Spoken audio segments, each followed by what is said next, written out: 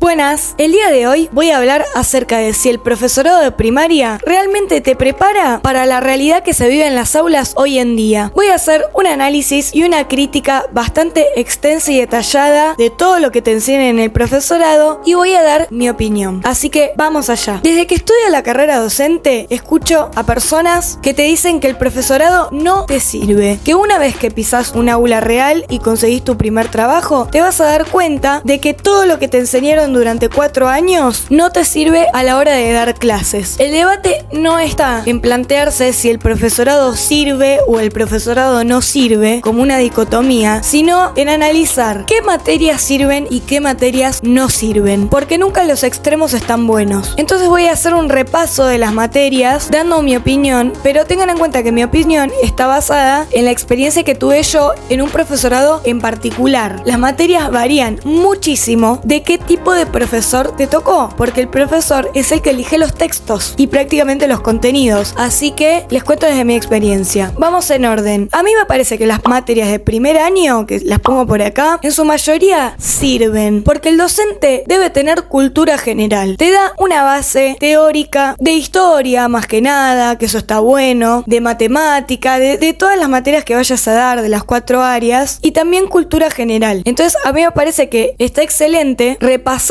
la base teórica que se supone que tenés del secundario para después tener las materias más prácticas y más pedagógicas. Es decir, que después te enseñen a enseñar. Para eso la base la tenés que tener. Entonces me parece muy bien. Materia que me parece que está completamente de más: corporeidad. Corporeidad básicamente te habla del movimiento, de los distintos tipos de movimiento, de la importancia del movimiento en el niño. Está sumamente relacionado con la educación física, pero yo no le he encontrado relación ni a lo que tenés que enseñar ni a lo que se vive adentro de un aula, ni idea. Por otro lado, me parece que la práctica 1 y psicología 1 está muy bien, pero podrían estar muchísimo más relacionadas a lo que se vive en la escuela primaria, como que son muy genéricas, como que te enseñan, por ejemplo, las bases de la psicología en general, como Freud, pero no te enseñan qué relación tiene eso con el sujeto, en definitiva, al que vos le vas a enseñar, que son niños de 6 a 12 años. Segundo, para mí sirven psicología 2, porque está muy aplicado al sujeto de primaria, psicología social, que te habla de cómo el individuo se relaciona con su contexto y cómo la familia tiene un papel importantísimo en cómo el niño conoce el mundo. Práctica 2, las 4 didácticas de lengua, matemáticas, sociales y naturales, que básicamente te enseñan a cómo enseñar, cuáles son las bases de cada una de las ciencias y demás, y didáctica y currículum, que está un poquito más basada en la planificación, en las secuencias. Las que me parece que están de más: cultura, comunicación y educación. Te habla más que nada de los medios de comunicación, no tanto en su relación con la infancia. Por ejemplo, te toca aprenderte las distintas teorías sobre la comunicación, los medios de comunicación y el funcionamiento de los medios masivos. O sea, no tiene ningún tipo de relación con los niños de primaria, porque ni siquiera es TICS, es medios de comunicación. Educación artística. Uno pensaría que es la continuación de arte y educación, materia de primero que a mí me parece espectacular, pero ¿qué pasa? Es sumamente teórica, es teoría del arte. Por ejemplo, cae mucho en los estilos artísticos, el barroco, el renacentismo, muy teórico. Digo, ¿qué tiene que ver? Tal vez si la materia fuera más práctica y estuviera dedicada, como en primero, a actividades relacionadas con el arte, que vos puedas llevar al aula y trabajarlas dentro de un contenido del diseño curricular de primaria, sería más útil. Pero aprender teoría del arte, teoría sociopolítica, habla básicamente de la historia de la educación y de cómo las relaciones de poder que suceden en la sociedad se reflejan en la educación. Que no está mal, pero es muy similar a lo que se ve en la materia pedagogía de primero, como que es repetir otra vez lo mismo. Tercero, las materias que para mí sirven son campo de la práctica 3, que ahí ya entras al aula y das clases, y las 4 didácticas de tercero, continuación obviamente de las de segundo. Pero acá tenemos una lista más larga de materias que para mí no sirven. Configuraciones culturales, también similar a teoría sociopolítica. Te habla de la historia de la educación argentina y de cómo el contexto histórico se reflejaba en la educación del momento. Se pisa mucho el contenido y se repite. Historia y prospectiva. Lo mismo, es historia de la educación en distintas épocas. Ejemplo, la educación de los incas y aztecas. También reiterativo sobre lo mismo. Medios audiovisuales. Es cine prácticamente, o sea, tenés una materia de cine. Nos mandaban a analizar escenas de película y teníamos que poner si era plano picado, plano general, analizar distintos cortometrajes, pero todo desde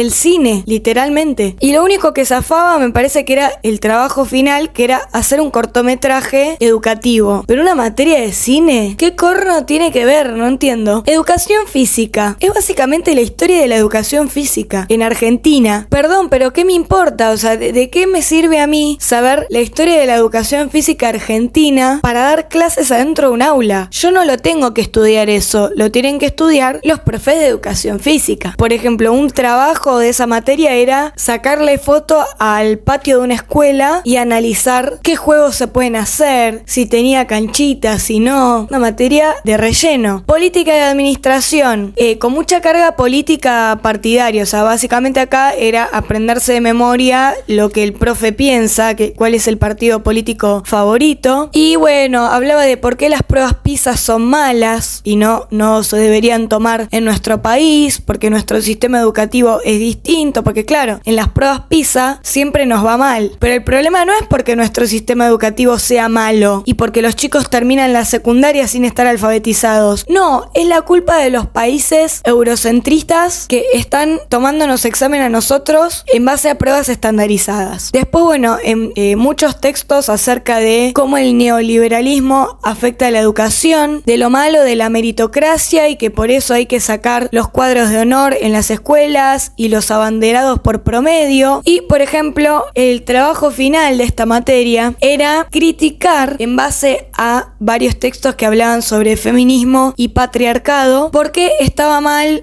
una propaganda de Quilmes, que si la encuentro la pongo por acá, una propaganda vieja, y una canción de Gaby, Fofó y Miliki del año 74. Lunes antes de almorzar, una niña fue a jugar, pero no pudo jugar porque tenía que planchar. Si planchaba, y básicamente el profesor quería que nosotros hagamos a estos payasos y que critiquemos desde la perspectiva actual cómo estaba horrible lo que cantaban. Quiero hacer una aclaración acá. A mí no me parece mal tener una perspectiva crítica respecto al pasado, pero también hay que entender un poco el contexto. Que porque esta canción haya estado de moda hace 50 años no significa que el cantante era un hijo de mil petú. O porque esta propaganda se puso de moda hace 15 años, el contexto era otro y haya que decir no, porque esta propaganda es patriarcal, como que todo hay que criticarlo, todo hay que criticarlo. Y es como, para mí, ¿no se puede disfrutar igual sabiendo aún así que hoy en día las cosas son distintas? Como que con todo tiene que haber un problema. Todo hay que criticarlo, todo está mal, todo hay que condenarlo, cancelarlo. Pará, flaco, o sea, se murió hace 40 años el payaso que cantaba eso. ¿Podemos dejarlo morir en paz? Y además digo, ¿de qué carancho me sirve hacer una crítica a una canción que decía así planchaba, así, para alfabetizar niños? No lo entiendo. Cuarto año, pedagogías críticas de las diferencias. También materia recontra cargada de textos de pensamiento de izquierda, conceptos genéricos que suenan lindos. Identidades, segregación racial, discapacidad. Entonces te hacen ver un video sobre las identidades y de los movimientos sociales y lo analizás. Te hacen hacer un trabajo sobre los afrodescendientes en Argentina. Un texto sobre que no se le puede decir discapacidad, que hay que decirles capacidades diferentes. Como todas cuestiones que terminan en terminología, pero que para nada te preparan para, por ejemplo, respetar esas identidades dentro del salón. No te preparan desde lo legal, desde lo pedagógico, desde lo burocrático para poder ayudar a ese niño con discapacidad. Entonces queda en algo discursivo porque queda lindo. Entonces te aprendes los textos de memoria, aprobás con 10, pero después vas al salón, tenés un nene que habla portugués y no sabés qué corno tenés que hacer porque no hablas el idioma. Dimensión ético-política, situación similar, conceptos que suenan bien como como la democracia, la igualdad, que la autoridad pedagógica y sobre que el docente tiene que estar a la par del alumno. Porque suena lindo, pero después no vas a poder dar clase, porque justamente tenés que ser la autoridad. Y te hablan de no sé, del concepto que a mí me parece fatal esto, del docente ignorante. Entonces es un docente que no tiene que saber más que los chicos, sino que solamente tiene que saber guiar la enseñanza. Pero ¿cómo guías la enseñanza si no conoces el contenido? O sea, parte de los actores sociales que integran una situación educativa es una persona que está más instruida, que le enseña o que guía el conocimiento, le enseña a construir el conocimiento a una persona menos instruida. Como no podemos plantear que un docente sea ignorante, porque si no, no estudiarías un profesorado. Para enseñar algo, primero tenés que saberlo vos, porque después, cuando uno hace las planificaciones en base a un tema que no conoce, te puedo asegurar, puedo poner las manos en el fuego, que la planificación te va a salir mal y que tu planificación va a ser mediocre, porque no puedes ser ignorante, no puedes ignorar el tema si lo vas a enseñar. Necesitas saberlo. Es parte de las bases de la educación que te lo enseñan en didáctica general de primer año. Es la base de todo. Eso te enseñan en primero y después en cuarto te lo quieren negar en la cara. Después, bueno, reflexión filosófica. Esto fue realmente, chicos, aprender de memoria lo que el profesor decía. O sea, esto fue repetir para no morir. Patriarcado, feminismo, cómo los medios de comunicación se utilizan para controlarnos maliciosamente, cómo no hay que escuchar a las neurociencias a la hora de hablar de educación. Eso fue durísimo. Nada que puedas aplicar al aula, o sea, nada relacionado a niños ni siquiera. Después están los TFO, el TFO de alfabetización me pareció súper útil,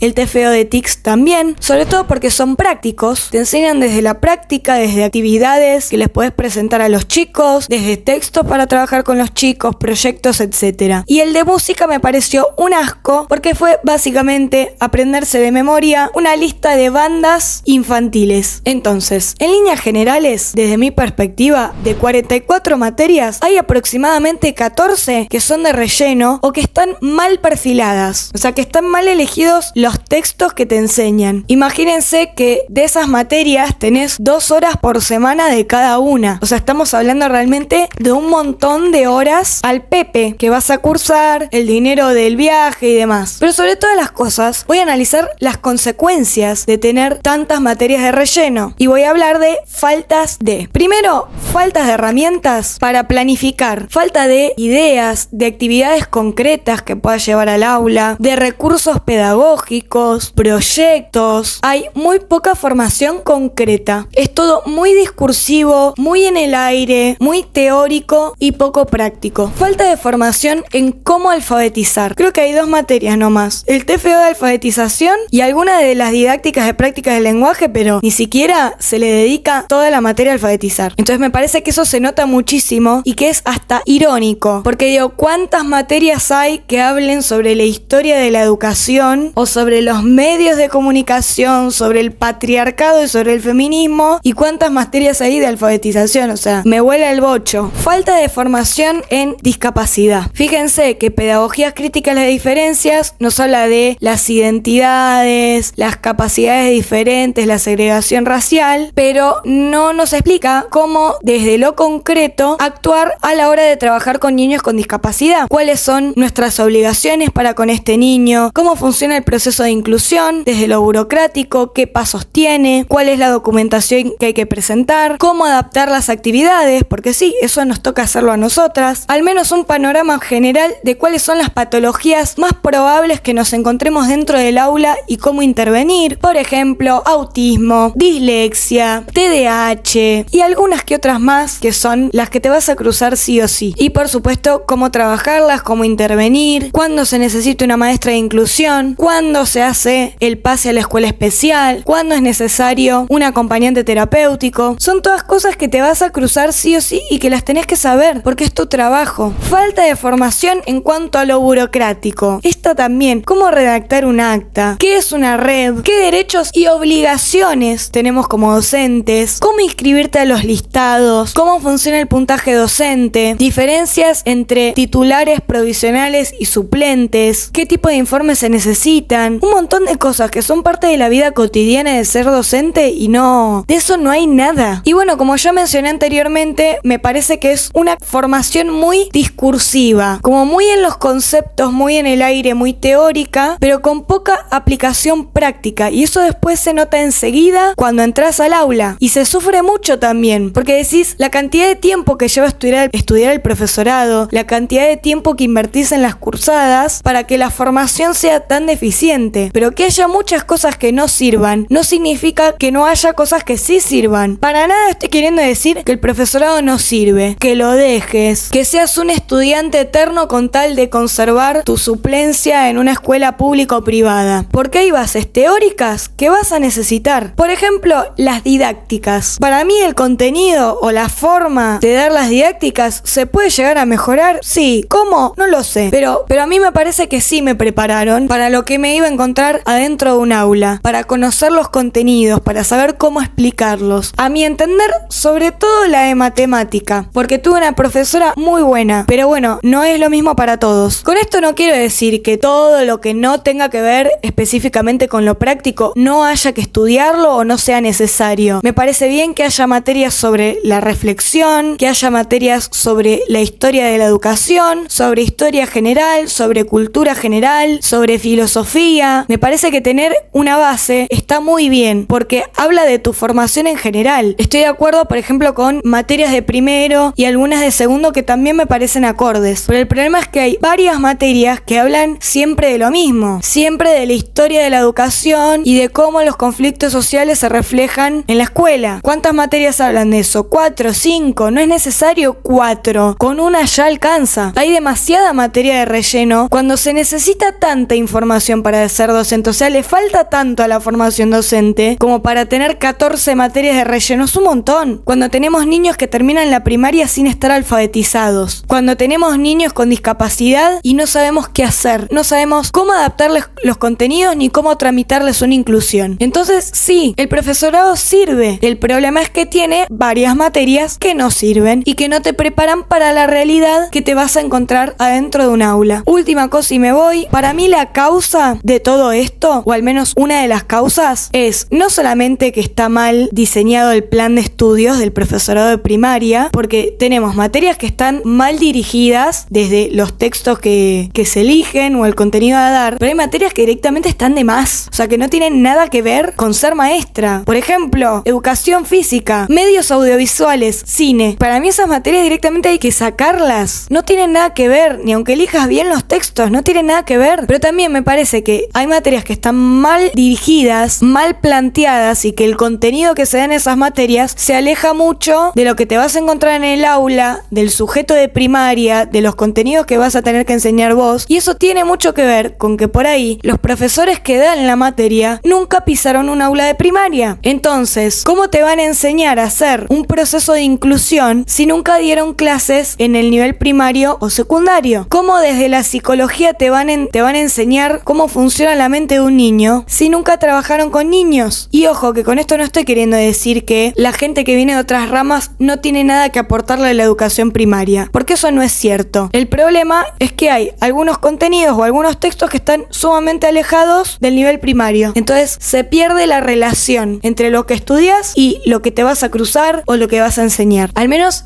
eso basado en mi experiencia y en mi opinión. Porque el otro día una chica me comentó que yo hablaba despectivamente del adoctrinamiento y de los textos que hablan de un partido político de izquierda. Una persona que obviamente no estudió un profesorado. Digo, entonces, ¿cómo podés opinar que está bien si no sabes de qué se trata la materia y no sabes qué textos me dieron? Pero además, lo que decía esta chica, que igual lo explicó con el mejor de los respetos del mundo, y es una piba reformada, al menos por lo que me explicó, que dice que está bueno que también los docentes tengan como cierta reflexión política para no caer en el conservadurismo. ¿Qué sé yo? Un docente puede ser conservador, es su vida. Yo no estaré de acuerdo, pero si quiere ser de ultraderecha, que lo sea. A mí qué corno me importa el posicionamiento político. El problema es que no adoctrine a los pibes, que no les llene la cabeza, pero sobre todo que haga su trabajo, que enseñe lo que tenga que enseñar en base a las normas y en base al diseño curricular, nada más. Después, si hace 500 publicaciones en Facebook sobre un dictador, me caerá horrible, pero no es mi problema. Entonces,